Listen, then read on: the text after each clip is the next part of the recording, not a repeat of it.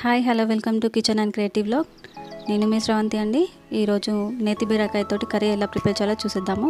ముందుగా కడాయి పెట్టుకొని oil heat అయ్యాక జీలకర్ర ఆవాలు వేసుకొని తరిగిన ఉల్లిపాయలు పచ్చిమిర్చి కరివేపాకు వేసుకొని కలుపుకోవాలి. దీనిలోకి 1/2 టీ స్పూన్ పసుపు 1 టీ స్పూన్ అల్లం వెల్లుల్లి పేస్ట్ వేసుకొని కలిపాక మనం తరిగి పెట్టుకున్న బీరకాయ ముక్కలని ఇందులో వేసి కలిపి మూత పెట్టుకోవాలండి.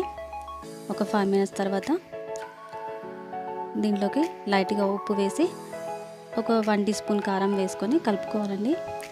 అలాగే దీంట్లోకి టమాటా వేసుకుంటే బాగుంటుందండి.